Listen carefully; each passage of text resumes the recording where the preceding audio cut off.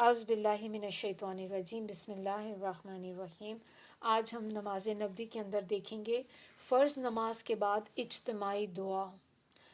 فرض نماز کے بعد اجتماعی دعا کے ثبوت میں کوئی مقبول حدیث نہیں ہے۔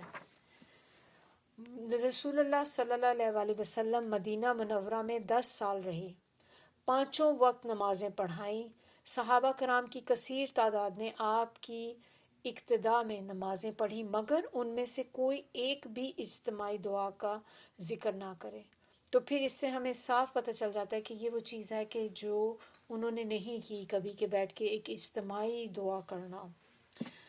اجتماعی دعا کی دلیل میں بیان کی جانے والی جتنی بھی اگر آپ کو کوئی احادیث پتہ چلتی ہیں، روایات پتہ چلتی ہیں، تو وہ سب ضعیف ہیں۔ جیسے کہ ان میں سے کچھ ضعیف احادیث جو آپ لوگوں نے سن رکھی ہوں گی، سیدنا انس رضی اللہ سے روایت ہے کہ جو بندہ ہر نماز کے بعد اپنے دونوں ہاتھ پھیلا کر دعا کرے، اللہ تعالیٰ اس کے ہاتھوں کو نامراد نہیں لوٹاتا۔ اب اس کے بارے میں کہا جاتا ہے کہ اس کی سند جو ہے اس میں اسحاق بن خالد ہے، جو منکر حدیث ہے، جو منکر حدیث روایت کرتا ہے، تو پھر آپ اس پہ ٹرسٹ نہیں کر سکتے نا، تو یہ حدیث صحیح نہیں ہے۔ پھر اسی طرح امام احمد بن حنبل فرماتے ہیں کہ عبدالعزیز بن عبد الرحمن کی خصیف سے بیان کردہ روایت بھی جھوٹی اور من گھڑت ہوتی ہے۔ علاوہ ازیں اس روایت میں اجتماعی دعا کا کوئی ذکر نہیں ہے۔ کہا جاتا ہے کہ سیدنا یزید بن اسود عامری کہتے ہیں کہ رسول اللہ صلی اللہ علیہ وسلم نے نماز فجر کا سلام پھیرا اور دونوں ہاتھ اٹھا کر دعا مانگی۔ اس روایت کے متعلق مولانا عبید اللہ رحمانی لکھتے ہیں کہ اس حدیث میں سیدنا یزید نے جو یہ بات بتائی کہ دونوں ہاتھ اٹھا کے دعا مانگی، یہ سرے سے موجود ہی نہیں ہے، بلکہ اصل حدیث جس کی سند حسن ہے اس کو دیکھنے سے دعا نہ ہونے کا ثبوت ملتا ہے۔ اسی طرح نبی اکرم صلی اللہ علیہ وسلم کے ہمراہ حج کرنے حاضر ہوا، یہ یزید ہی کی بات ہو رہی ہے کہ یزید بن اسود کہتے ہیں میں نبی اکرم صلی اللہ علیہ وسلم کے ہمراہ حج کرنے حاضر ہوا، میں نے آپ کے ساتھ مسجد خیف میں صبح کی نماز پڑھی۔ جب آپ نے نماز مکمل فرمائی تو پھرے، اچانک آپ نے لوگوں کے پیچھے 2 آدمی دیکھے جنہوں نے آپ کے ساتھ نماز نہیں پڑھی تھی۔ آپ نے فرمایا انہیں میرے پاس لے کر آؤ۔ تو اس کے علاوہ ان غیر ثابت الفاظ میں بھی اجتماعی دعا کا ذکر نہیں ہے۔ تو عبداللہ بن عمر اور عبداللہ بن زبیر دعا کرتے تھے اور آخر میں اپنی دونوں ہتھیلیاں اپنے منہ پہ پھیرتے تھے، تاہم اس میں بھی جماعت کے بعد اجتماعی دعا کا ذکر نہیں ہے۔ یہ وہ دعائیں ہوتی ہیں جیسے کہ آپ بیٹھے ہیں نا نماز کے بعد، اکثر آپ نے دیکھا ہوگا کہ کچھ مسجدوں میں وہ امام دعا کرا رہا ہوتا ہے، یہ اس دعا کی بات ہو رہی ہے کہ جو آپ نے ایز اے گروپ کرنی ہوتی ہے، کہ پیچھے سارے بیٹھے ہوتے ہیں اور امام جو ہوتا ہے وہ پھر ہر فرض نماز کے بعد اجتماعی دعا کراتا ہے، وہ نہیں کرنا۔ تو پھر اس میں کچھ باتیں ہیں کہ جیسے ہاتھ اٹھا کر اجتماعی دعا کرنا ایک مستقل عبادت ہے۔ یہ جو چیزیں ہیں نا، کچھ فرض نماز کے بعد اجتماعی دعا کرنا بدعت ہے، تو پھر اس کے اندر کچھ چیزیں جو انہوں نے کہا کہ قابل غور ہیں، جیسے کہ ہاتھ اٹھا کر اجتماعی دعا کرنا ایک مستقل عبادت ہے جو غیر موقت ہے، یعنی کہ کسی بھی وقت کی جا سکتی ہے، اس کے لیے کوئی وقت کی پابندی نہیں ہے کہ لازمی آپ نے اس کو اسی ٹائم پہ ہی کرنا ہے۔ جو عبادت ہر وقت جائز ہو، اگر آپ اپنی سہولت کے لیے اسے کسی خاص وقت میں روزانہ ادا کرنا چاہتے ہیں تو یہ جائز ہے۔ اور ارشاد نبوی ہے اللہ تعالیٰ کو وہ عمل زیادہ محبوب ہے جس میں ہمیشگی کی جائے، اگرچہ وہ تھوڑا ہی ہو، صحیح مسلم کی روایت ہے۔ لیکن کسی کے لیے یہ جائز نہیں ہے کہ تمام جائز اوقات چھوڑ کر صرف ایک وقت کو خاص کر لے، جیسے کہ فرض نماز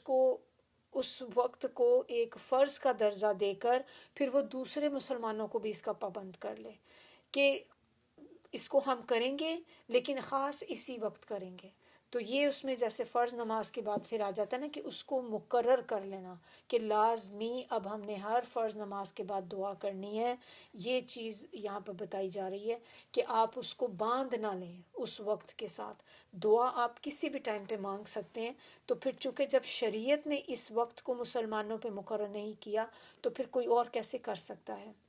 اب اسی طرح اگر مختلف افراد روزانہ مختلف اوقات میں قرآن پاک کی مختلف صورتیں پڑھتے ہیں تو یہ عمل جائز ہوگا، لیکن اگر کوئی مولوی صاحب یہ دعوت دینی شروع کر دے کہ تمام اہل اسلام روزانہ نماز فجر کے بعد اب 20 دفعہ سورہ قمر پڑھا کریں، اس کا اتنا ثواب ہے، پھر وہ آپ کو ثواب بتانے لگ جائیں، پھر اس کے حلقہ اثر میں آنے والے تمام مسلمان جو ہیں وہ سختی کے ساتھ اس کی پابندی شروع کر دیں، تو پھر یہ عمل جو ہے یہ بدعت ہے۔ اگر یہ سنت سے ثابت ہے پھر تو ٹھیک ہے، اگر سنت سے ثابت نہیں ہوتا تو یہ آپ نے دین میں ایک نئی چیز کی ایجاد کر دی۔ تو جو عبادت ہر وقت جائز ہو، اگر آپ اسے کسی خاص موقع پر کرنا چاہتے ہیں تو احتیاطاً آپ یہ پہلے معلوم کر لیں کہ کہیں اس موقع کے لیے شریعت نے کوئی فرض تو مقرر نہیں کیا،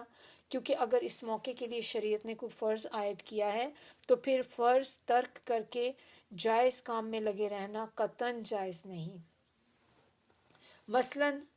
نماز باجماعت کھڑی ہو اور جس نے یہی نماز جماعت کے ساتھ پہلے نہیں پڑھی، اب اس کے لیے یہ جائز نہیں ہے کہ وہ جماعت میں شامل ہونے کی بجائے سنتیں اور نوافل پڑھتا رہے یا کوئی اور وظیفہ یا دعا یا تلاوت کرتا رہے، کیونکہ ان جائز نیکیوں کو مؤخر کرنے کی گنجائش موجود ہے، لیکن موقع کے فرض کو بلا وجہ مؤخر کرنے کی قطعاً کوئی گنجائش نہیں۔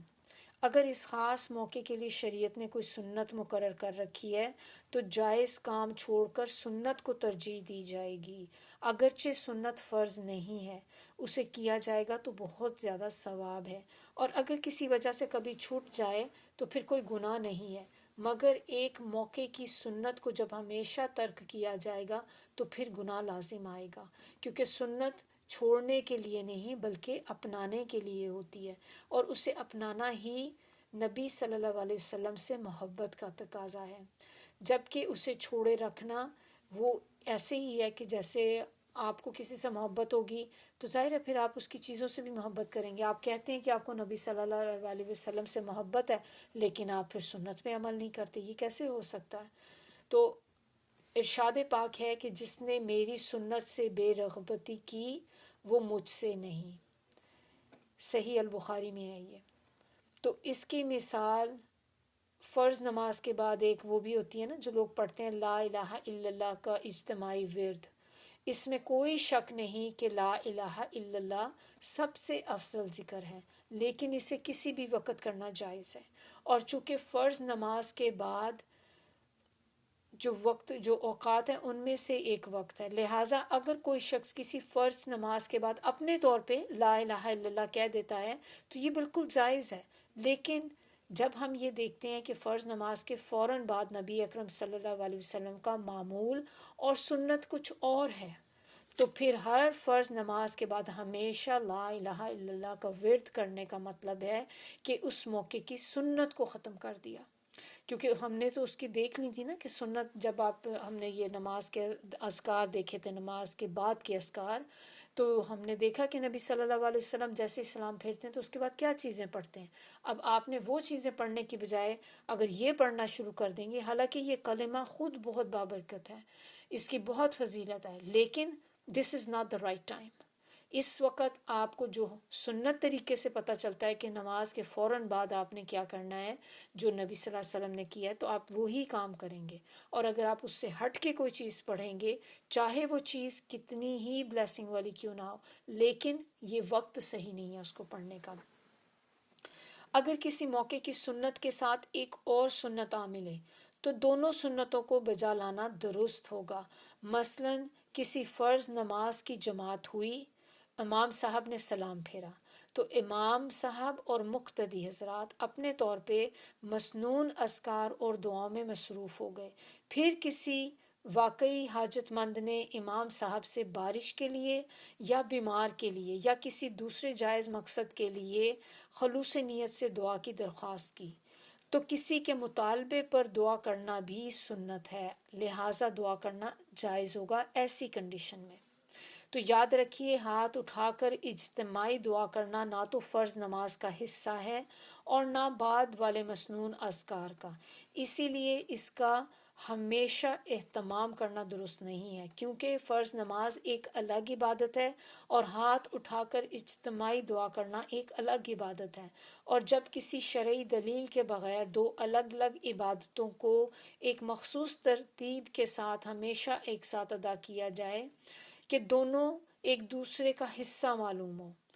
حتیٰ کہ ایک کے بغیر دوسری کو نامکمل سمجھا جانے لگے، نیز ایک شرعی مسئلے کی طرح لوگوں کو اس کی دعوت، ترغیب اور تعلیم دی جائے،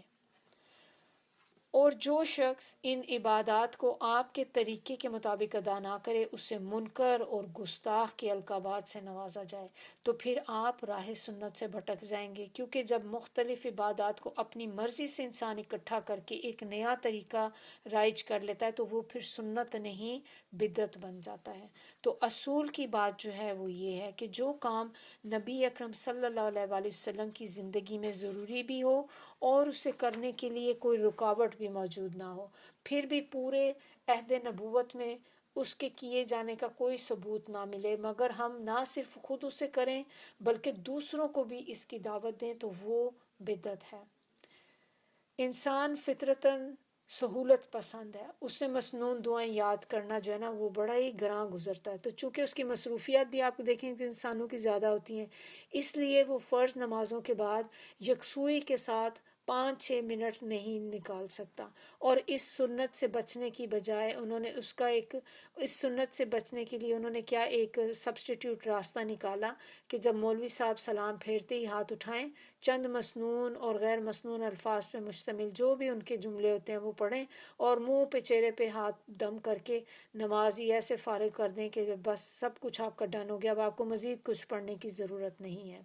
تو در حقیقت یہ پھر دعا نہیں بلکہ ایک رسم بن جاتی ہے، جو کہ انتہائی نیک نیت سے، مطلب ان کی انٹینشن بھی اچھی ہوتی ہے کرنے والوں کی اس وقت کہ ہر فرض نماز کے بعد کی جا رہی ہے، تو اسی طرح آپ کر کیا رہے ہیں کہ یہ کام کر کے وہ سارے نمازیوں کو ایک بڑی امپورٹنٹ جو سنت ہے اس سے دور کر رہے ہیں۔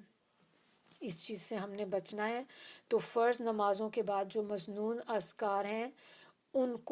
ان کی پابندی کرنی ہے ہم نے، جو ہم آلریڈی دیکھ چکے، تو اب کوئی بھی اور ایکسٹرا کوئی چیز آپ کو اگر بتائے تو ہم پہلے اس کا جائزہ لے لیں کہ یہ چیز ہمیں سنت سے کہیں سے ثابت ہوتی ہے کہ نہیں۔ اگر تو کوئی چیز ایسی ہے جو آپ کو سنت سے ملتی ہے تو آپ بے شک کریں، لیکن اگر کوئی چیز ایسی ہے جو آپ کو کہیں پہ اس کا کوئی ثبوت نہیں ملتا، ایسی چیز سے ہمیں اپنے آپ کو بچانا چاہیے۔ اللہ تعالی ہم سب کو سنتوں پر عمل کرنے والا بنا دے، اپنے نبی صلی اللہ علیہ وآلہ وسلم سے محبت کرنے والا بنا دے، اور ہم ان کی سنتوں پر، ان کی احادیث پر عمل کرنے والے ہو جائیں۔ ایک دفعہ درود پاک پڑھ لیتے ہیں۔ اللہم صلی علی محمد وعلی آل محمد کما صلیت علی ابراہیم وعلی آل ابراہیم انک حمید مجید۔ اللہم بارک علی محمد وعلی آل محمد کما بارکت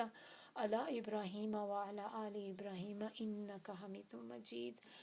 السلام علیکم ورحمۃ اللہ وبرکاتہ۔